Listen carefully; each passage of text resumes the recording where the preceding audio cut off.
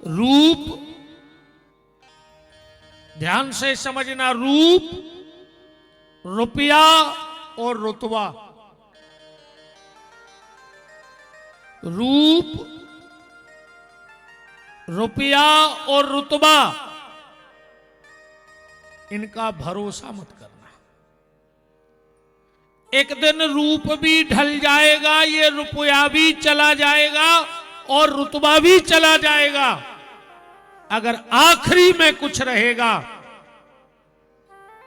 तो भगवान की कृपा हमारे साथ रहेगी। मोहरा, मोह को हरण करने वाला ये गांव है। मोहरा, मोह को जहां हरण हो जाए और मोहन से जहां प्रीति हो जाए। अब बात यह है कि तुम्हारा मोह लगा कहां है? क्या देह में मोह लगा है? और अगर देह में भी मोह लगा है तो इस देह को देह मत रहने दो, इस देह को देवालय बना दो, तो यह इस देह के मोह में भी भगवत प्राप्ति हो जाएगी। अगर तुम्हें देह से भी मोह है तो इस देह में भगवत भक्ति की स्थापना कर दो। मोह गलत नहीं होता, पर वो मोह जुड़ा कहां से है ये मायने रखता है। अगर वो मोह संसार से जुड़ जाए तो वो मोह पतन का कारण बनता है, और वही मोह अगर परमात्मा से जुड़ जाए तो आवागमन के चक्कर को छोड़ देता है। तो देह को देह मत बनाओ, देह को देवालय बनाओ, और पुजारी मत बनो। पुजारी तो पूरी दुनिया है, थोड़ी बहुत पूजा पूरी दुनिया कर रही है। कोई अगरबत्ती लगा रहा है, कोई जल चढ़ा रहा है, कोई मंदिर जा रहा है, कोई कुछ कर रहा है। नास्तिक से नास्तिक व्यक्ति भी आस्तिक होता है। किसी ना किसी को मानना ही तो आस्था है। कई लोग भगवान को नहीं मानते तो भूत पिशाचों को मानते, उनकी आस्था तो है उनमें। तो मेरे कहने का मतलब है कि पुजारी मत बनो, बनना है तो भगवान के प्रेमी बनो, क्योंकि पुजारी पूरी दुनिया है, प्रेमी गिने चुने हैं ठाकुर जी के। तुम्हारा नंबर पुजारियों में ना हो, तुम्हारा नंबर परमात्मा के प्रेमियों में हो। और ये जो भागवत है ये सत्य और असत्य का ज्ञान कराने वाली है। झूठ और सच का ज्ञान ही भागवत की कथा है। एक बार किसी ने कबीरदास जी से पूछा कि बाबा ये बताओ, झूठ में और सच में फर्क कितना है? कबीरदास जी से कहा कि झूठ में और सच में फर्क कितना है? कबीरदास जी ने कहा मात्र 2 अंगुल का। कितना अंतर है झूठ और सच में? 2 अंगुल का। कबीरदास जी आगे बढ़ने लगे तो वो भगत पीछे दौड़ पड़ा। बोले कबीरदास जी हमें कुछ समझ में नहीं आया कि आपने कहा क्या है। हमने आपसे पूछा कि झूठ और सच में फर्क क्या है, और आपने कहा 2 अंगुल का। कबीरदास जी ने कहा एक काम करो, आंख के और कान के बीच में उंगली रखो। उसने अंगुली रखी। बोले कितना अंतर है? बोले 2 अंगुल का। आंख में और कान में कितना अंतर है? 2 अंगुल का। इतना ही अंतर झूठ में और सच में है। कान से जो सुना जा रहा है वो झूठ भी हो सकता है। हो सकता है कि नहीं हो सकता? कान से सुनी हुई बात झूठ हो सकती है, पर आंख से देखी हुई बात सच ही होती है।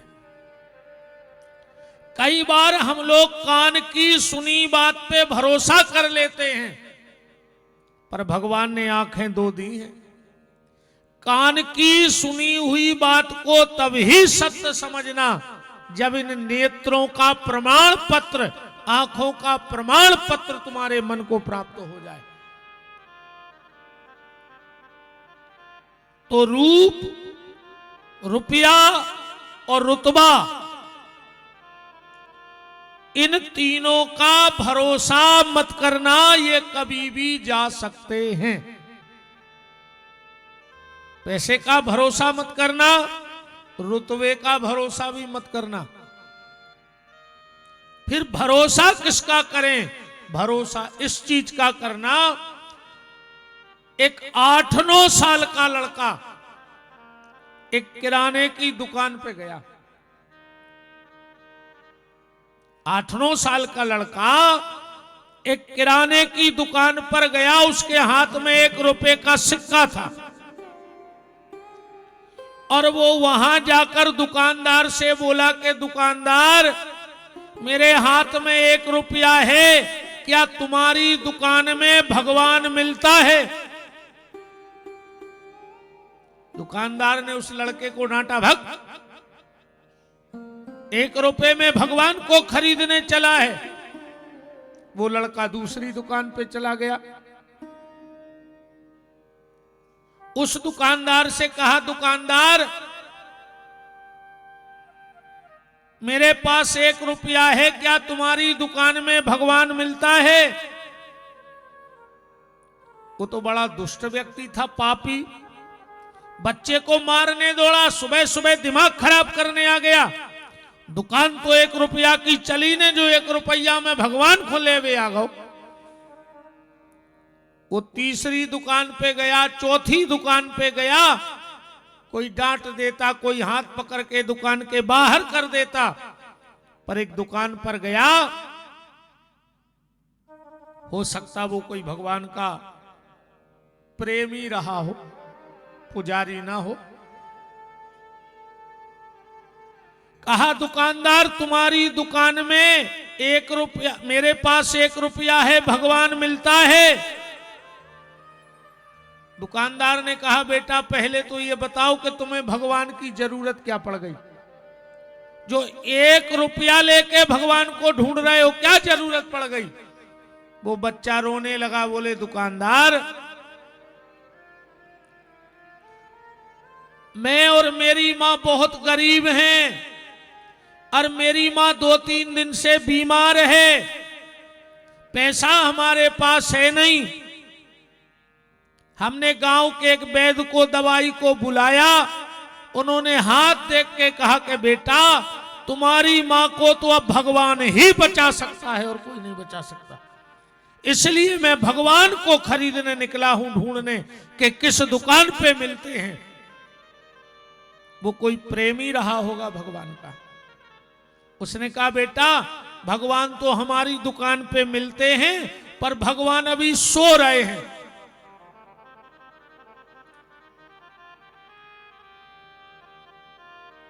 पर भगवान ने मुझे एक काम बताया था। बोले, क्या? बोले, अगर किसी को बचाना हो तो थोड़ा सा जल दे देना, वो मेरी दुकान में है, कहो तो दे दे। वो भीतर गया, ठाकुर जी बिठाए था, चरण धोए और कहा, सरकार, मालिक, मुझे माफ कर देना, उस बच्चे का भरोसा है आप पर, और उस भरोसे की लाज आप बचा लेना। और उसने भीतर से तुलसी पत्र डाल के चरण में दे दिया। वो बेटा गया, दुकानदार गया, उस बच्चे को जल दिया। बोले, भगवान तो नींद में थे, पर हमने जगाया तो कह रहे ये जल पिला दो, उसकी मां ठीक हो जाएगी। वो बच्चा जैसे ही जल लेके दौड़ने लगा, दुकानदार ने कहा, लौटो, वो 1 रुपया तो दो। जिससे तुम भगवान को खरीदने आए थे। अब जब तुम्हारा काम हो गया तो पैसा दो। बच्चे ने 1 रुपया दे दिया और पूर्ण भरोसा था उसको, और भरोसे का ही नाम भगवान है। अगर गुरु में और गोविंद में तुम्हारा भरोसा है तो सब कुछ है, और अगर भरोसा नहीं है तो कुछ नहीं है। गुरु और गोविंद ये 2 सिर्फ भरोसे के हैं। जितना अधिक तुम्हारा भरोसा उतनी अधिक तुम्हारे ऊपर कृपा। वो बच्चा गया जल लेकर, और सच में जैसे मां को पिलाया, तो कहते ना भोरे के भगवान।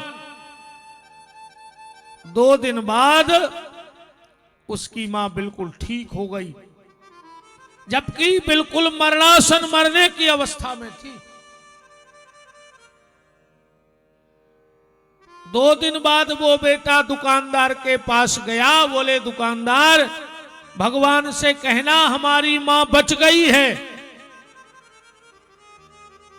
हमारी मां को तुमने बचा लिया, क्योंकि हमसे लोगों ने कहा था इसे तो भगवान ही बचा सकता है। बात सिर्फ ये इसलिए आपसे मंच से कही जा रही है कि जितना अधिक भरोसा तुम्हारा भगवान में, गुरु में और गोविंद में होगा, उतने जल्दी ठाकुर जी का साक्षात्कार तुम्हें हो जाएगा। पर वो पुजारी बन के नहीं हो पाएगा। वो पुजारी बन के नहीं होगा, वो प्रेमी बन के होगा। और प्रेमी तब बनोगे जब इस देह को देवालय बना लोगे, और यह देह देवालय तब बनेगी जब किसी साधु संतों के चरणों की रज तुम्हारे ऊपर पड़ जाएगी, तो तुम्हारी यह देह भी देवालय बन जाएगी। इन 7 दिन में हम लोग श्रीमद् भागवत कथा के माध्यम से भगवान से जुड़ने का प्रयास करेंगे। पुजारी से प्रेमी बनने की यात्रा है ये। पुजारी से प्रेमी बनने की यात्रा है, और ये काम यहां हुआ है। ना हुआ हो तो बताओ। अभिराम दास जी पहले पुजारी बने होंगे और आज छोटे सरकार के सबसे बड़े प्रेमी भी बन गए, तो यात्रा तो वही हुई कि नहीं हुई बताओ।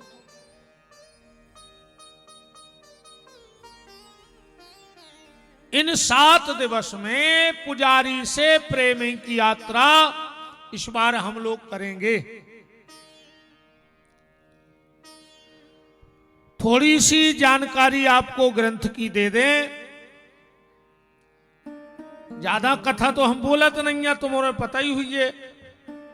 काश कथा तो रटी पूरी दुनिया को, सबको पता है। छेदना में पूतना मरी, कंस मरो, अघासुर, बकासुर, सक्टासुर। ये तो बहुत पहले मर गए होंगे मोहरा में, 50 बार मर गए होंगे ये क्षेत्र में। मैं भागवत का कंस मार पाऊं चाहे न मार पाऊं, पर कोशिश करूंगा कि तुम्हारे भीतर का कंस जरूर मर जाए। बात तो तब है जब भीतर की वृत्तियों में सुधार हो जाए, और अगर भीतर की वृत्ति में सुधार नहीं आ तो फिर ऐसो होते। अलग जी एक बार एकनाथ जी के पास 10-12 संत पधारे। वो कहीं यात्रा में जा रहे थे। एकनाथ जी से बोले, एकनाथ जी यात्रा को चलो, 4 दिन की यात्रा है। एकनाथ जी बोले, भैया हमारे घर में तो थोड़ी सी अभी परेशानी है, हम यात्रा नहीं कर पाएंगे, पर तुम लोग एक काम करना। सब महात्माओं से कहा,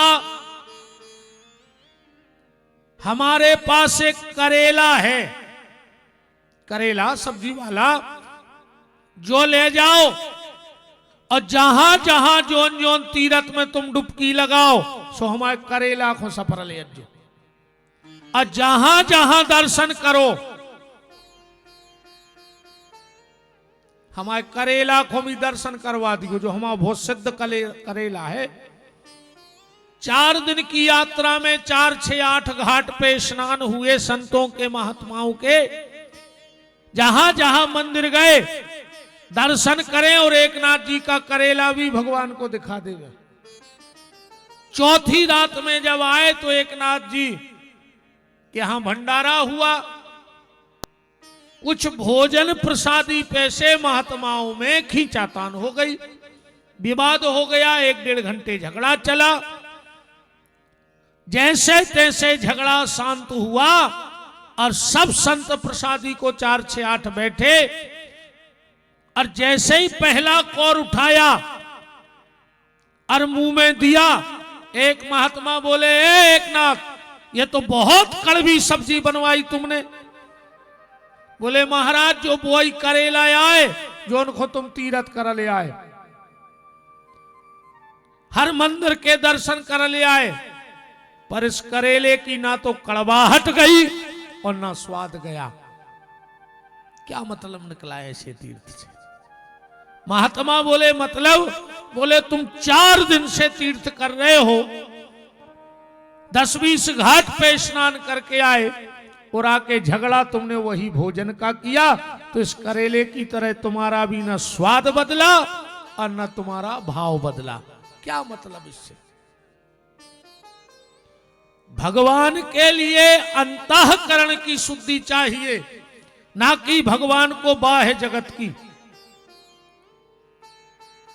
बाह्य आडंबर पे ईश्वर रीझने वाला नहीं है। उसकी शर्त भी एक ही है ईश्वर की, कि निर्मल मन जन सो मोई पावा। ये नहीं लिखा कि 10,000 रुपए मीटर का कपड़ा पहनो तब मुझे पालोगे। ये नहीं लिखा कि गले में मोटी मोटी सोने की चेन पहन लोगे तब मुझे पालोगे। ये भी कहीं नहीं लिखा कि बहुत ऊंची जाति में जन्म ले लोगे तब मुझे पाओगे। गोस्वामी तुलसीदास जी कह रहे हैं कि सोई पावन सोई सुभग शरीरा। शरीर किसका पावन है, किसका शरीर सुंदर है? बोले जो तन पाए भजे रघुवीरा। जिसने मनुष्य का चोला पहन करके और अगर भगवत भजन किया है और अंतःकरण शुद्ध हो गया, और अगर अंतःकरण शुद्ध नहीं हुआ, एक बार एक आश्रम था, उसमें एक संत जी रहते थे और सामने एक वेश्या का कोठा था। गली भर थी बीच में, इस तरफ संत इस तरफ वेश्या। जब दोनों मरे तो संत को भेजा गया नरक में और वेश्या को भेजा गया स्वर्ग में। संत ने कहा मैंने जीवन भर पूजा करी और मैं नरक में पड़ा हूं, मेरे को समझ में नहीं आया कुछ। और जो वेश्या पाप कर्म करती रही और वो स्वर्ग में बैठी है। धर्मराज ने कहा महात्मा सुनो, बाहर से तो तुम माला खिसकाते रहे, पर भीतर से 24 घंटा तुम्हारा मन उस वेश्या के कोठे पे रखा रहा। महात्मा जी सोचे बताओ ये वेश्या के क्या जलवे हैं, नौकर चाकर पैसा गाड़ी बंगला। तो तुम रहते तो आश्रम में थे, पर तुम्हारा चित्त वेश्या के कोठे के सुख सुविधाओं पे रहता था। और ये वेश्या रहती तो कोठे में थी, पर रात भर आंखों में आंसू भर के रोती थी कि भगवान धन्य है उस महात्मा के लिए दिन रात माला करता है और मैं दिन रात पाप में लगी हूं, तो उसका मन 24 घंटे तुम्हारे भजन की तरफ रहा और तुम्हारा मन 24 घंटा उसके धन की तरफ रहा, इसलिए अंत की स्थिति ये बन गई। तुम्हारा अंतःकरण कैसा है, तुम्हारा विचार कैसा है, तुम्हारा व्यवहार कैसा है, इस पे बहुत सोचने वाली बात है। अब आज देखो, हम अपने असली रूप में तो आज नहीं आए हैं, कैसे सरकार बैठे हैं, हिसाब किताब तो हम कल से कर हैं सबके। आज तो अच्छी कथा सुन ली, 10-20 मिनट जितनी हो जाए, अच्छी अच्छी बात सुन ली, कैसे मालक बैठे हैं और अब पहलो दिन है और एक संत की जन्मभूमि है, तो अब कड़वी बातें नहीं हुए हैं। मनो आज भर मालक के चरणों में जब सेवा हमारी कहाई, कल से हम अपने रूप ही में रहे हैं, फिर तो ध्यान रखियो सब, फिर तो लगभग पूरे अब देश को पता है कि हम का कहते हैं। पता तो कल से पर है, आज तो अच्छे आनंद से 2-5 मिनट और जितनी भी सेवा हो जाए। बोलो छोटे सरकार की जय हो, बड़े सरकार जय जय सरकार की जय हो। तो अच्छाई और बुराई इन दोनों में भेद बताना ही भागवत जी का काम है। इसमें 18,000 श्लोक, 365 अध्याय और 12 स्कंद हैं। नर नारायण ने बद्रिकाश्रम में बैठ करके चतुश्लोकी भागवत का अवतार कराया। ये 4 श्लोक ला करके ब्रह्मा जी को दिए, ब्रह्मा जी ने अपने 5 पुत्रों को ये 4 श्लोक दिए, सनक, सनंदन, सनातन, सनत कुमार। और नारद, 4 भाई तो बैठ गए समाधि में, और नारद जी ने ये भागवत के 4 श्लोक व्यास जी को दिए। व्यास जी ने उन 4 श्लोकों के 18,000 श्लोक बनाए, और यह कथा उन्होंने सुखदेव जी को, सुखदेव जी ने सूत जी ने सुनी, और सूत जी से सोनक आदि 88,000 महात्माओं ने सुनी। और आज वही कथा एक महात्मा के आशीर्वाद से और एक महात्मा के पुण्य के प्रभाव से मोहरा में आकर के बैठ गई। एक महात्मा का आशीर्वाद, छोटे सरकार का आशीर्वाद, और एक महात्मा का पुण्य, पूज्य अभिराम दास जी का पुण्य, इस भागवत को आपके मोहरा तक खींच करके ले आया। वो जगह धन्य है, वो परिवार धन्य है जिस गांव में किसी एक संत का जन्म हुआ हो। एक परिवार में सुन जननी सोई सुत बड़ भागी, वो गांव बड़ भागी है, वो क्षेत्र बड़ भागी है। खाली एक संत एक देश को बचाने की ताकत रखता है, और एक संत का अपमान एक देश को बर्बाद करने में भी पीछे नहीं छोड़ता। रावण अगर विभीषण को लात न मारता तो उसके सोने की लंका जल करके राख ना होती। एक संत के अपमान ने, राम जी से जब कोई पूछे कि रावण इतना अत्याचारी है, आप उसे मार क्यों नहीं रहे, भगवान राम एक ही बात कहते कि रावण के राज्य में एक संत का निवास है, और जहां राक्षसों में भी अगर संत हो जाए तो भगवान उन राक्षसों पे भी कृपा करने लगते हैं। और अगर वही रावण जब विभीषण को लात मार के निकालता है, भगवान ने कहा मार डालो इसको, जला दो, खत्म कर दो अब इसको, इसका कोई काम नहीं बचा।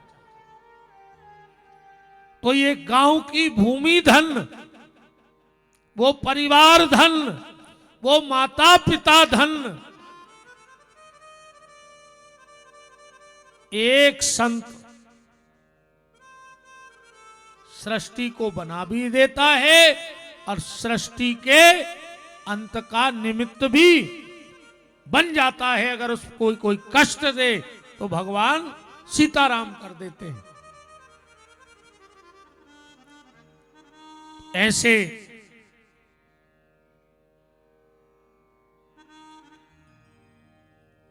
हमारे सर्वस्व प्राणाधार जीवन धन पूज्य सरकार के भी विशेष कृपा पत्र अभिराम दास जी के जन्मभूमि पर उनके पुण्य पुंज के कारण यह साप्ताहिक श्रीमद् भागवत की कथा का शुभारंभ सच्चिदानंद रूपायो विश्वोत्पत्त्यादि हेतवे तापत्रय विनाशायो श्री कृष्णाय वयम नमः। सतचित आनंद घन परमात्मा को व्यास जी प्रणाम करके श्रीमद् भागवत कथा में प्रवेश करते हैं। बोलो भागवत भगवान की जय हो। भागवत स्वयं भगवान है। भागवत कोई पोथी नहीं है, भागवत कोई किताब नहीं है। ऐसी कृपा है। देखो हमने कहा ना, रूप रुपया और रुतबा। रुपया की गड्डी तो बदल सकत है और बदली नहीं बदली। पहले अगर 1,000 नोट की गड्डी जेब में होए तो आदमी की चाल अलग होती, और आज भाई 1,000 की गड्डी तुम 20 धल्ले का दिन की बची हुई। बदल गई कि नहीं? पहले जी सियाने सियाने कहते इरे कई मर जे हो जा जाते तई रह जे। अब जब बात झूठी हो गई, मोदी जी ने झूठी करवा दी। बताओ ने करवाई होए, पैसा मर गओ अपन जाएंगे तई बैठे रहे। 500 के नोट ने मर गए थे कछु दिन पहले, 1,000 के नोट मर गए अपन बैठे रहे। अपन कह तो सकत के जा जात भली मर जाए, हम तो बैठे यहां पे। बड़ी से बड़ी गवर्नर के दस्तखत की गड्डी कभी भी बदली जा सकती है, पर ये भागवत की जो गड्डी है, अभी तो गड्डी जैसी जमी धरी है। भूतो न भविष्यति, ये गड्डी कभी बदलने वाली नहीं है, पर एक गारंटी है जो इस भागवत की गड्डी की गाड़ी में बैठ जाएगा उसकी तकदीर, तस्वीर और तदबीर तीनों बदल जाएंगी, ये भी गारंटी है। इसलिए इन 6 दिन शेष में आप टेम निकालियो। एक होने बैठ गयो कि हमें बुलाओ नन्या न, जे को भगवान ने बुला लाओ। सो सकरात को पूरे रिश्तेदार आए हैं लड़ुआ लेके मैं नहीं बुलाए। ध्यान रखियो, पिछली साल जे को भगवान ने बुला लाओ। सब 14 और 15 और 16 तारीखों झोलना के झोलना भर के आऊ ने लड़ुआ काय के लगे उनके घर पे नहीं बुलाए जाने पर उनको भगवान ने बुला लाओ। अच्छी ने कहा आज हमने कही हम एक शब्द खराब नहीं बोलने अपन को निकल थे आदत पर गई खराब। अच्छी बात है, हम तो अब से सेज में को उसे बातें आए। अबे हम गली में आ रहे थे, मैंने एक जने से कही लोग दे दी क्योंकि लगो ये कही है, तो हमने कही हमें का दुकानें खोलने मेला में खाने यहाँ ये कही दे वो बेचारो ही सही देगा। वो कहते जी महाराज तो बहुत ही खराब है। मैंने कि काय लोग डार उसके ये कही हम ये कही दे दी हमें कौन दुकानें खोलने। बताओ हम ये कैसे होगा कि जैसे ऊधो वृंदावन में और जैसा ही सीता ही राम है अपनी तो। अब तो इन 7 दिन में हम भगवान से जुड़ने का प्रयास करेंगे। आज हमने एक श्लोक पढ़ा, बैठकी की कथा प्रारंभ हो गई। शीतलहर का समय है, कल ठीक 1 बजे से समय का विशेष ख्याल रखिएगा। बिल्कुल 1 मतलब 1, क्योंकि बाहर से भी लोग आएंगे। हम कोशिश करेंगे कि 4:15 बजे आरती हो जाए, इसमें उजेले में और कम ठंडी में लोग अपने घर पहुंच जाएं। देखो हम लोग तो यहीं के हैं, पर जो वाहनों से आएंगे, कुछ मोटरसाइकिल से आएंगे, कुछ साइकिल से, ट्रैक्टर ट्राली से आएंगे, तो हमें उनकी भी सुविधा का ख्याल रखना है। इसलिए और फिर आने हो सो अज्जो और नहीं आने हो सो बिल्कुल नहीं अज्जो। बात जय आए कि चंडाल कब पंडाल में जात नहीं है। सो जितने मोहरा के चंडाल होंगे उन भी कथा तो ठीक वे पंडाल ने देख पे। तुम तो लिस्ट बना लियो अगर ना खुआ जाए, ऐसी शल्य विध है कभी गांव में ही नहीं रह पाए उतने समय।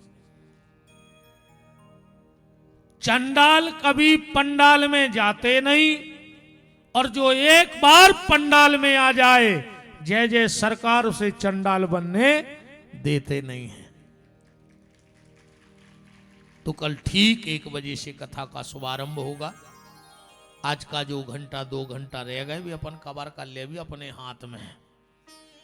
दूसरी बात जा सुन ले, जरूरी नहीं है कि हम जो सुनाए तुम्हें वो सुनने, तुम्हें जो सुनने हुए हमारे आवे के पहले एक पर्ची खोस जाइए थे, ठीक है, तो धरवा दी एक पर्ची कि हमें जा कथा सुनाओ आज। भाई देखो हम तुम्हारी मेड़ पे आए, अब हमें का तुम्हारी पांत से लेने, तुम तो जो अंतर पे बैठा दे, हमें तो तरफ से काटने भर खाई। सो चाहे फसल काटने हो चाहे तुम्हारों की काटने हो, अपन तो काट भी वारी महाराज आए। और कल कहूं तुमने 1 बजे नहीं आए तो फिर परों से 6 बजे तुम जो होते ही बजे हम आए। देखो अपनों जो है हम भी महाराज आए के पहुंचान लगो तो रोन लगे, न ले छतर गया गोबर को चली।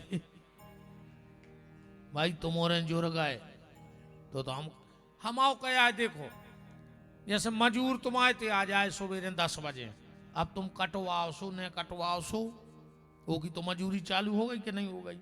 ऐसे ही हम तुम्हारे मोहरा आ गए, अपनी मजूरी चालू हो गई। कटवाओ सो काट रहे ना, छेली के तरह सो ही रहे। 7 में दिन हम ले आई ले बे हम छोड़ है ने।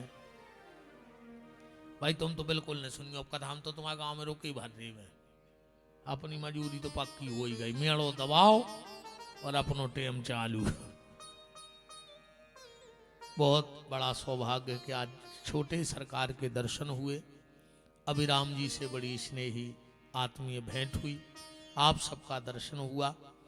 इन्हीं मंगल शुभकामनाओं के साथ वाणी को पूज्य छोटे सरकार के चरणों में विराम करते हैं।